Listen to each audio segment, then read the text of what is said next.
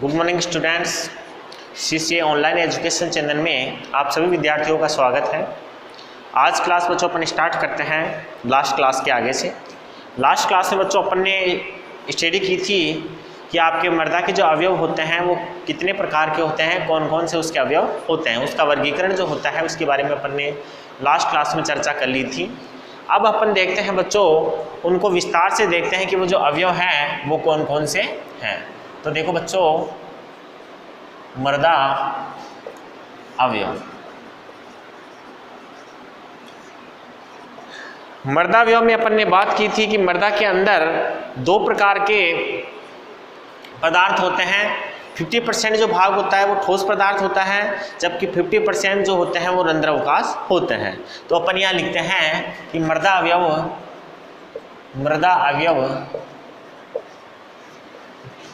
निम्न दो प्रकार के होते हैं।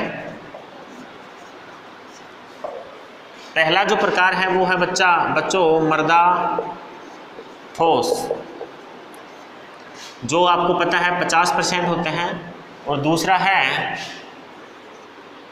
रंध्रावकाश। रंध्रावकाश जो होते हैं वो होते हैं बच्चों 50%। सबसे पहले अपन बात करते हैं ठोस पदार्थ के बारे में। मर्दा ठोस जो होता है उसके बारे में अपन यहाँ बात करते हैं। तो आपको पता है बच्चों, कुल मर्दा का जो 50% होता है उसका ठोस पदार्थ होता है। कुल मर्दा का ये कितना परसेंट होता है? कुल मर्दा का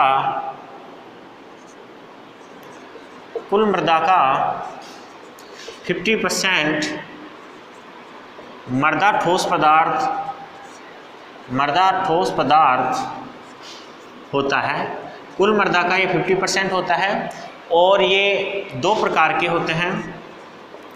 ये दो प्रकार के होते हैं। मर्दा ठोस जो होता है, ठोस अवस्था के अंदर मर्दा के अंदर जो अवयव होते हैं वो 50% होते हैं, और ये दो प्रकार के होते हैं। पहला जो इसका प्रकार है वो है खनिज पदार्थ।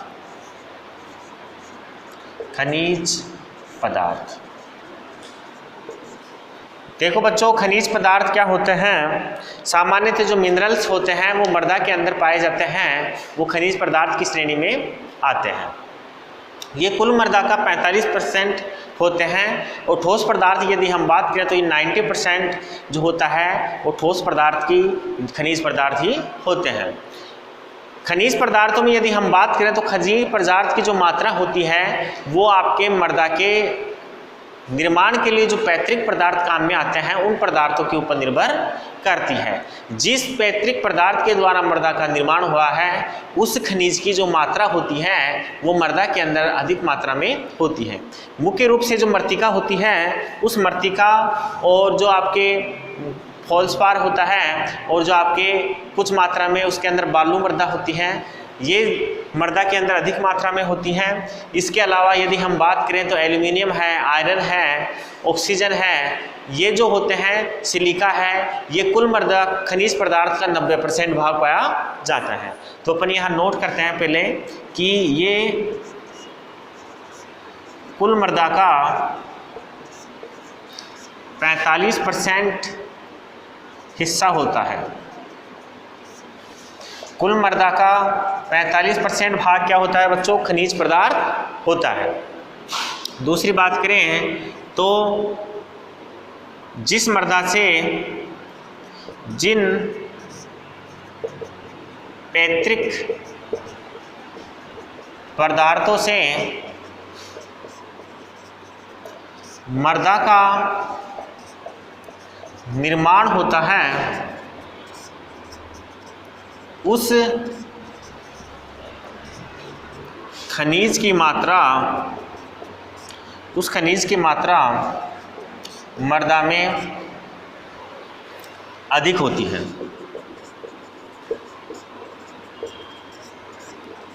जिस प्रकार के पदार्थों से सामान्यतः जो विभिन्न प्रकार की चट्टानें होती हैं, उन चट्टानों की जो अपक्षय की प्रक्रिया होती है, उस अपक्षय की प्रक्रिया के परिणाम स्वरूप किसका निर्माण होता है? मृदा का निर्माण होता है। तो जिस प्रकार की चट्टानों के अपक्षय से मृदा का निर्माण हुआ है उसे पैतृक पदार्थ बोलेंगे, और उस पैतृक पदार्थ में जिस खनिज की अधिकता होगी उस खनिज की मात्रा उस प्रकार की मृदा के अंदर ज़्यादा होगी। आगे अपन देखते हैं कि जो मृदा होती है उसमें मृदा में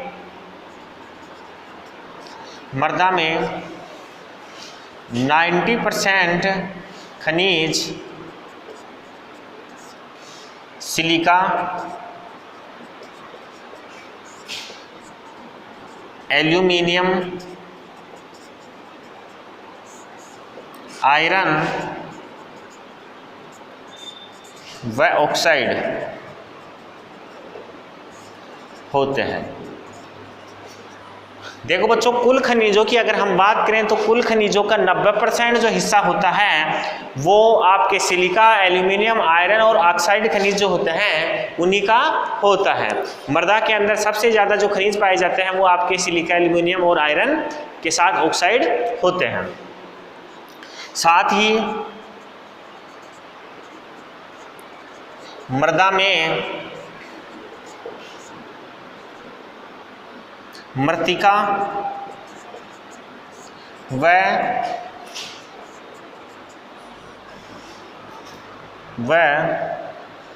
फेल्सपार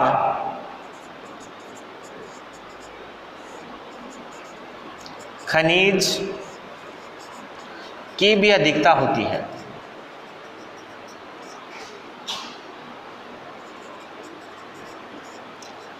देखो बच्चों, मृदा के अंदर आपके जो मृत्तिका और फेल्सपार जो होता है खनिज, उसकी मात्रा भी अधिक मात्रा में पाई जाती है इन खनिजों के बाद में। तो आप देख सकते हैं मृदा ठोस के अंदर जो कुल खनिज है उसका 90% हिस्सा ये खनिज होते हैं, और ये खनिज पदार्थ जो होता है वो ठोस का 90% और कुल मृत्तिका का 45% हिस्सा पाया जाता है। इसका आप स्क्रीनशॉट लीजिए, फिर अपन आगे स्टार्ट करते हैं।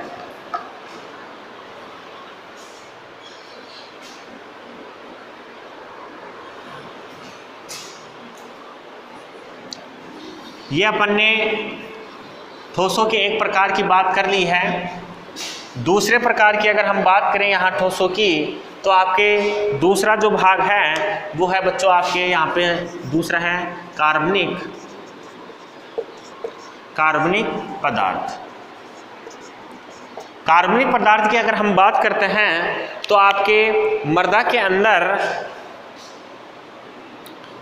अंदर जो 5% हिस्सा होता है, 50% में से 5% जो होते हैं वो पाया जाता है कार्बनिक पदार्थ। कुल मृदा का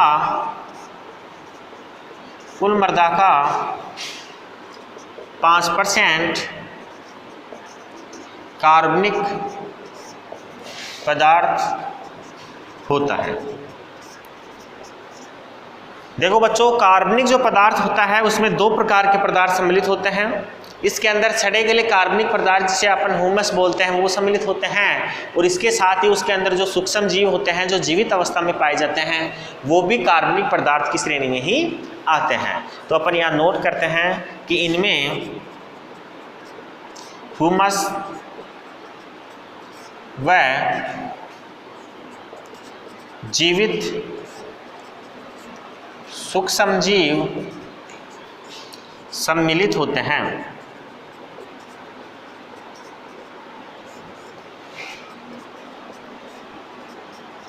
देखो बच्चों, ह्यूमस और जो जीवित सूक्ष्म जीव है वो कार्बनिक पदार्थ में सम्मिलित होते हैं। इनकी जहाँ मात्रा ज़्यादा होती है बच्चों, वो जो मृदा होती है वो उपजाऊ होती है। कार्बनिक पदार्थ की मात्रा जिस मृदा में अधिक होगी वो मृदा कैसी होगी? उपजाऊ होगी। इनकी अधिक मात्रा से मृदा उपजाऊ होती है। इसके अलावा यदि हम बात करें तो जिस मृदा के अंदर ह्यूमस की मात्रा, कार्बनिक पदार्थ की मात्रा ज़्यादा होती है उसकी जल धारण क्षमता अधिक होती है, उसकी वायु के जो वातन की क्षमता होती है वो अधिक होती है, और उसकी जो मृदा संरचना होती है वो भी उच्च क्वालिटी की अर्थात उच्च गुणवत्ता की होती है। तो कार्बनिक पदार्थ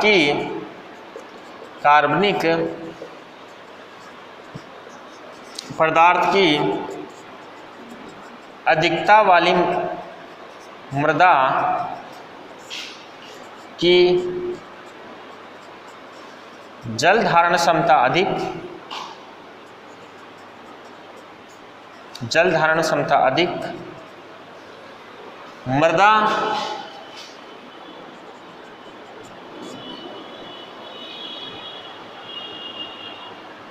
की प्रकृति उन्नत व मृदा संरचना में भी सुधार होता है।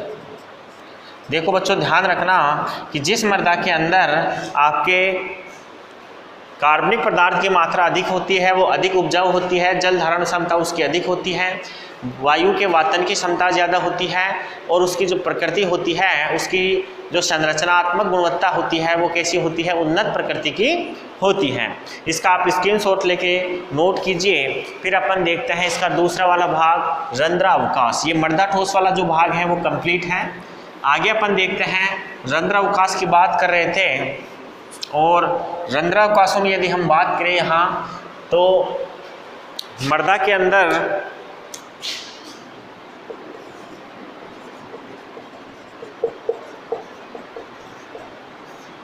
ये देख रहे हैं हम दूसरे वाला रंध्रावकाश। रंध्रावकाश के बच्चों अगर हम बात करते हैं तो ये कुल मृदा का कितना होता है, कुल मृदा का ये 50% होता है और इसके अंदर दो चीज़ें सम्मिलित होती हैं। एक होता है बच्चों मृदा जल और दूसरा होता है मृदा वायु। तो इसमें अपन लिखते हैं ये कुल मृदा का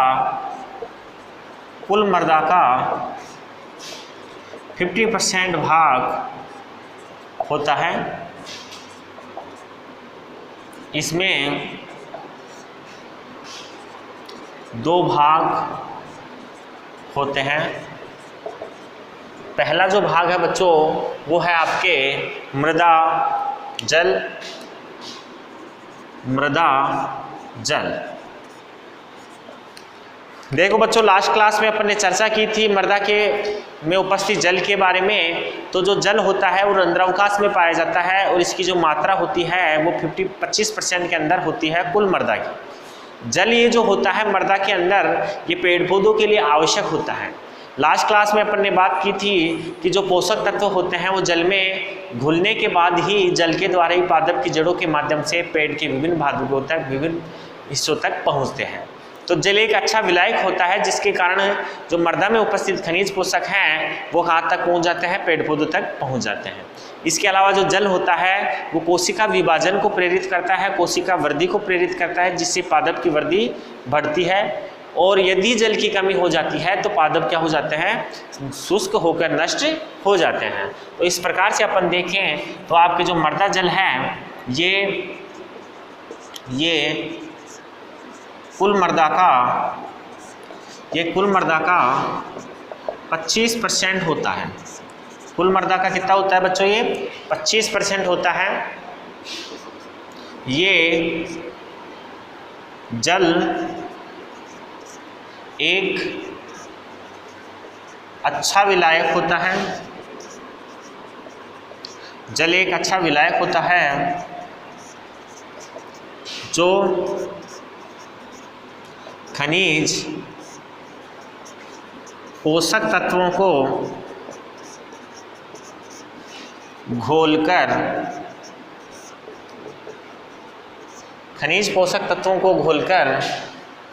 पादप के विभिन्न भागों तक पहुंचाता है। देखो बच्चों, जो जल होता है वो अच्छा विलायक होता है, इसी कारण खनिज पोषक तत्वों को घोलकर पादप के विभिन्न भागों तक पहुंचाने का काम करता है। नेक्स्ट देखते हैं अपन जल पादप की कोशिका विभाजन व वृद्धि को प्रेरित करने में आवश्यक है। जल जो होता है बच्चों, ये कोशिका की वृद्धि और विभाजन में आवश्यक होता है। इसकी कमी से पादप शुष्क होकर नष्ट अर्थात मृत हो जाता है। पादप जो होता है बच्चों वो नष्ट होकर क्या हो जाता है, मृत हो जाता है। ये अपन देखा है अपन ने मृदा जल के बारे में, इसका आप स्क्रीनशॉट लीजिए। फिर अपन दूसरा पार्ट देखते हैं इसका, मृदा वायु।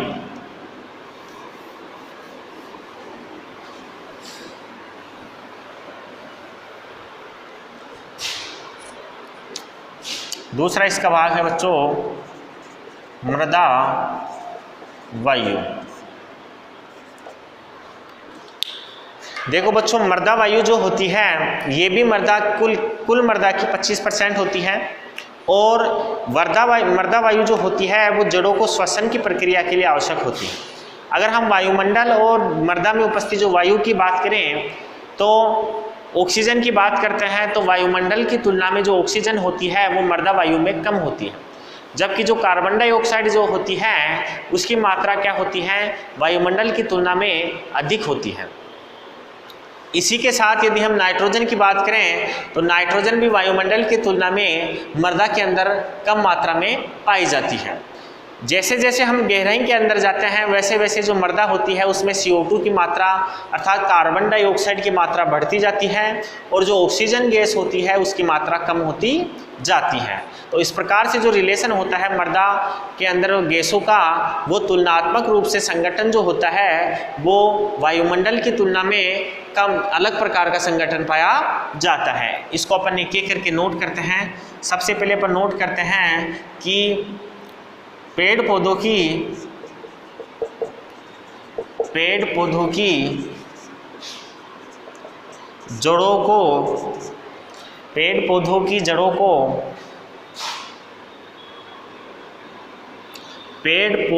जड़ों की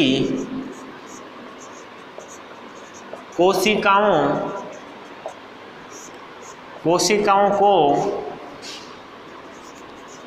श्वसन के लिए O2 की आवश्यकता होती है।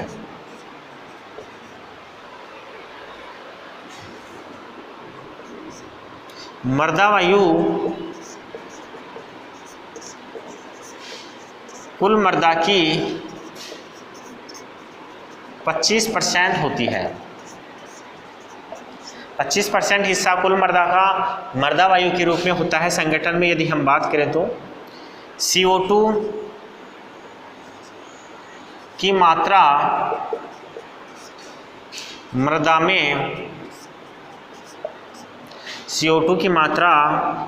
में वायुमंडल की तुलना में ज़्यादा होती है।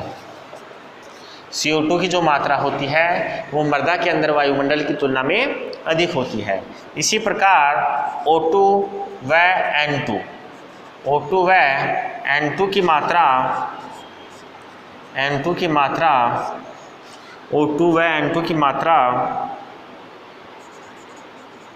मृदा में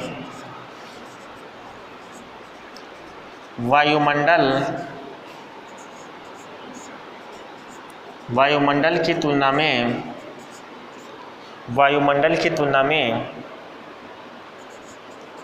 कम होती है। मृदा के अंदर ऑक्सीजन और नाइट्रोजन वायुमंडल की तुलना में कम होती है। अगर हम बात करें तो 0.3% वायुमंडल के अंदर CO2 होती है, तो इससे ज़्यादा मात्रा के अंदर वायुमंडल की तुलना में मृदा में ज़्यादा होती है। ऑक्सीजन की बात करें तो लगभग 21% होती है, नाइट्रोजन लगभग 78% होती है वायुमंडल में। तो इनकी मात्रा में कम मात्रा के अंदर जो वायु होती है, नाइट्रोजन जो ऑक्सीजन होती है वो पाई जाती है कहाँ पे, मृदा के अंदर। अर्थात ऑक्सीजन 21% से कम और नाइट्रोजन 78% से कम मात्रा में पाई जाती है। इसी के साथ यदि हम बात करें तो मृदा में गहराई में जाने पर O2 की मात्रा कम व CO2 की मात्रा ज़्यादा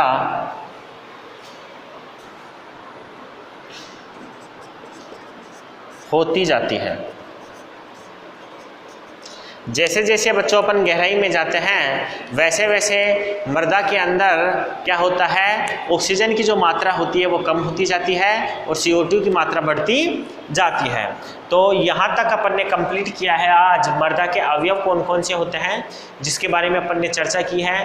ठोस और रंध्रावकाश होता है, ठोस के बारे में अपन ने खनिज पदार्थ और कार्बनिक पदार्थ की चर्चा की है। उसके बाद रंध्रावकाश के बारे में अपन ने बात किया तो ये 2 प्रकार के होते हैं। अभी मृदा जल के बारे में अपन ने बात की है, ये है मृदा वायु। आप इसका स्क्रीनशॉट लीजिए, फिर अपन आगे स्टार्ट करते हैं।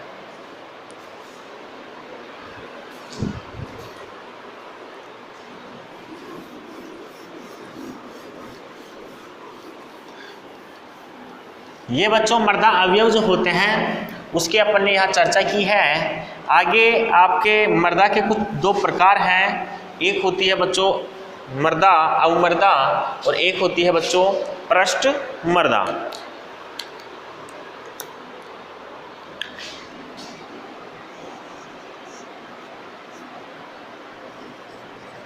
मृदा के प्रकार और मृदा के प्रकार बच्चों होते हैं 2 प्रकार के होते हैं। पहला जो प्रकार है बच्चों वो है आपके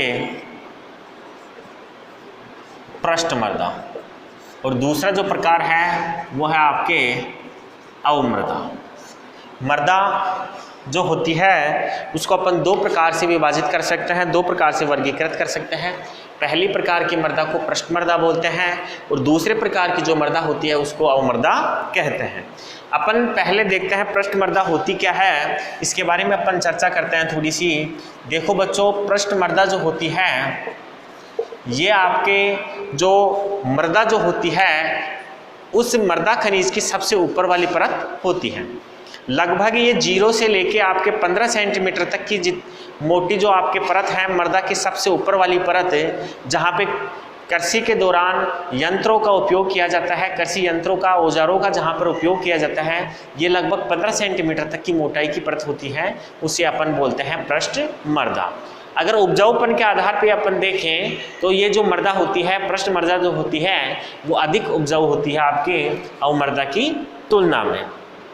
तो ध्यान रखना बच्चों, मृदा जो होती है वो आपके पृष्ठ जो मृदा होती है वो मृदा की सबसे ऊपर की परत होती है जो लगभग 15 सेंटीमीटर तक की होती है। ये अधिक उपजाऊ होती है और यहीं पे कृषि कार्य के दौरान यंत्रों का उपयोग, औजारों का उपयोग किया जाता है। तो इसकी डेफिनेशन अपन नोट करते हैं। पहले इसकी डेफिनेशन है बच्चों, मृदा की ऊपरी परत जो 0 से 15 सेंटीमीटर तक है, मृदा की ऊपरी परत जो 0 से 15 सेंटीमीटर तक है, जहां कृषि कार्य के दौरान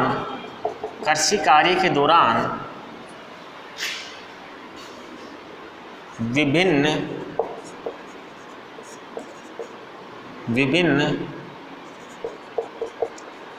औजारों का उपयोग किया जाता है।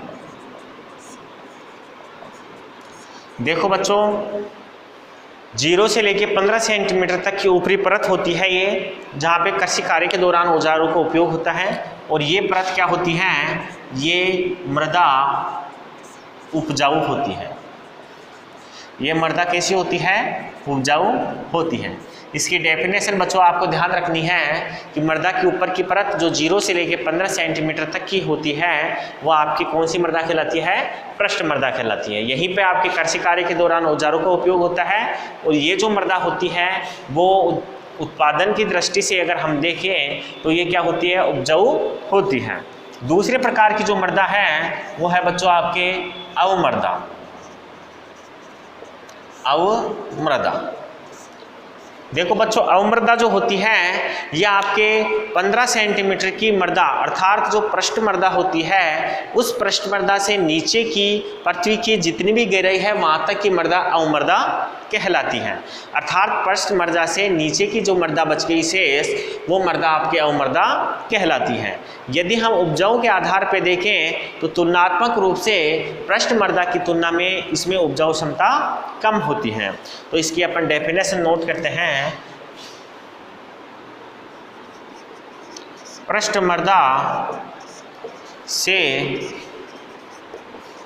नीचे की मृदा, पृष्ठ मृदा से नीचे की मृदा अवमृदा कहलाती है। ये पृष्ठ मृदा से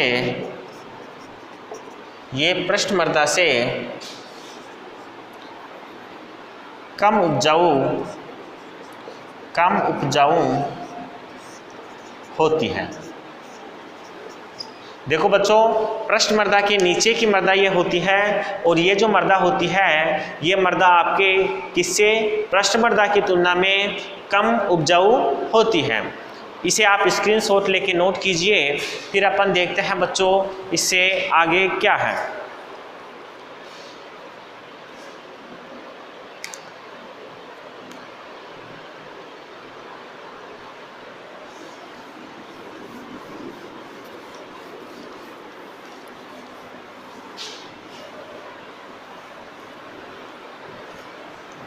यह आपके दो मृदा हो गई, पृष्ठ मृदा और अवमृदा। आगे अपन देखते हैं पृष्ठ मृदा व अवमृदा में अंतर। पृष्ठ मृदा और अवमृदा में अपन अंतर देखते हैं। इधर अपन लिखते हैं बच्चों पृष्ठ मृदा और ये है आपके इधर अवमृदा।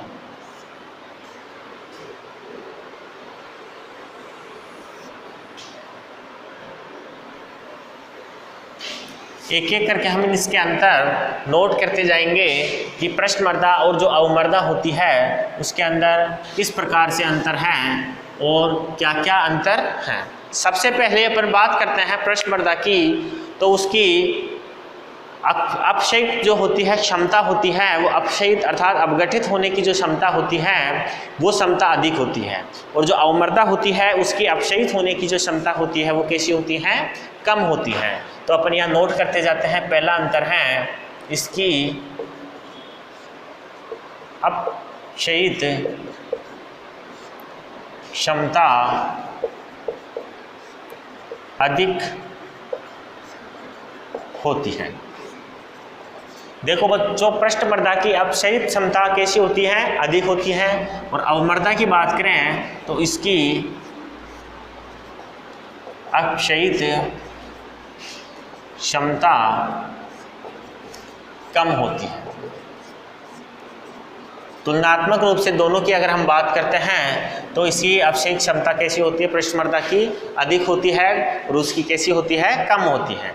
अगली अगर हम देखें तो वायुमंडल और जो मृदा है अर्थात जो आपके पृष्ठ मृदा और वायुमंडल है उसके अंदर गैसों का आदान प्रदान अधिक होता है। अर्थात ये अधिक वायु के प्रति वातन क्षमता प्रदर्शित करती हैं। पृष्ठ मृदा जो होती है वो वायुमंडल के अंदर गैसों के आदान प्रदान में अधिक सहयोग देती है, जबकि आपकी जो अवमृदा होती है वो वायुमंडल और मृदा के अंदर गैसों के आदान प्रदान में कम क्षमता प्रदर्शित करती है।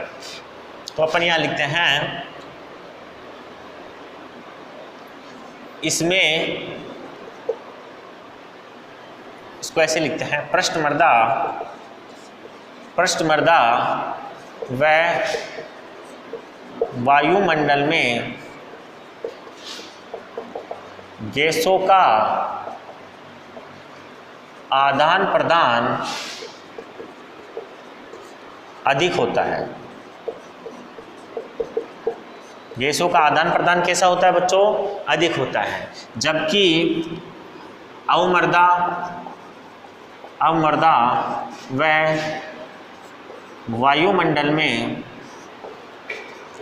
गैसों का आदान प्रदान कम होता है। गैसों का जो आदान प्रदान होता है वो कम होता है, किसमें? आपके अवमर्दा और वायुमंडल के अंदर।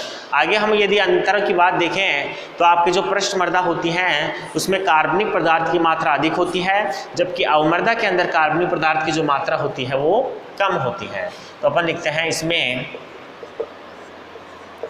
कार्बनिक पदार्थ की मात्रा अधिक होती है,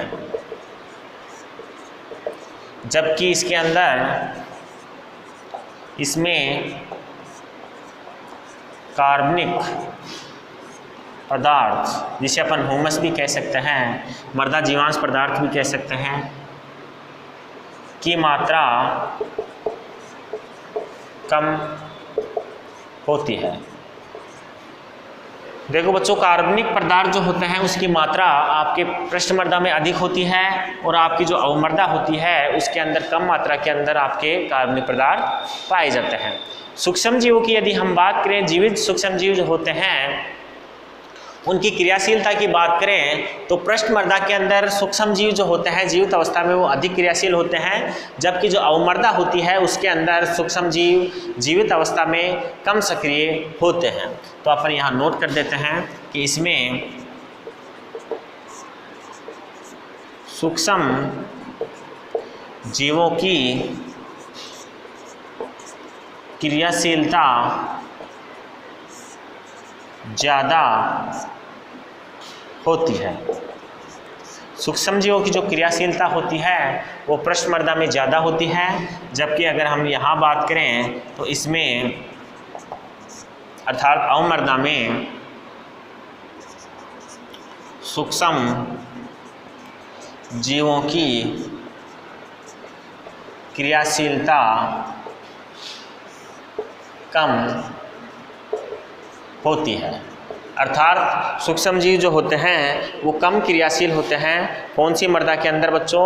अवमर्दा के अंदर।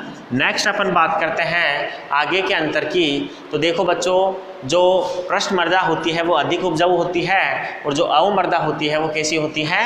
कम उपजाऊ होती है। तो लिखते हैं यह अधिक उपजाऊ होती है। पृष्ठमर्दा जो होती है बच्चों वो कैसी होती है?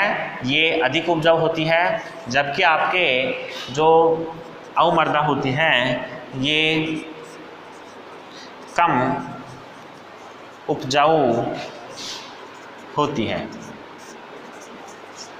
देखो बच्चों, अवमर्दा कम उपजाऊ होगी और आपकी जो पृष्ठमर्दा होगी वो उपजाऊ क्षमता के आधार पे हम बात करें तो अधिक उपजाऊ होती है। खनिज पोषक तत्वों की बात करें तो अवमर्दा के अंदर खनिज पोषक तत्व ज़्यादा मात्रा में होते हैं, कम मात्रा में होते हैं, और पृष्ठमर्दा के अंदर खनिज पोषक तत्व ज़्यादा मात्रा में होते हैं। इसमें खनिज पोषक तत्व ज़्यादा मात्रा में होते हैं, जबकि आपके अवमर्दा में इसमें खनिज पोषक तत्व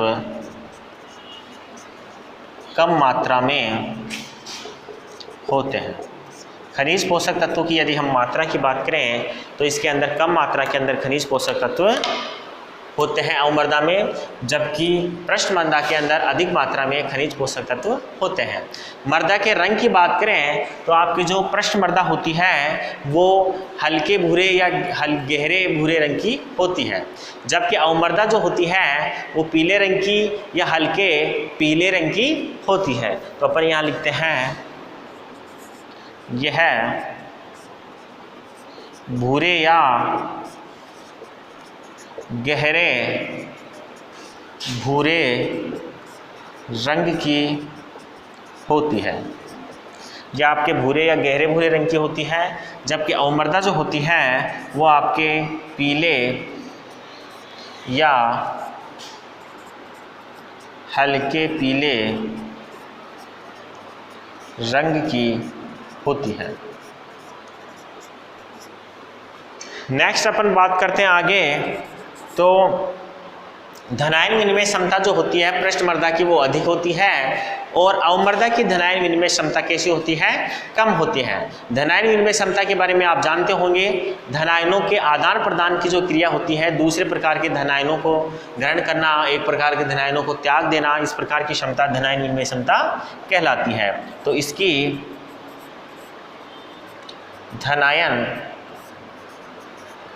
विनिमय क्षमता, धनायन विनिमय क्षमता अधिक होती है, और इसकी जो धनायन विनिमय क्षमता है वो कम होती है। इसकी धनायन विनिमय क्षमता कम होती है।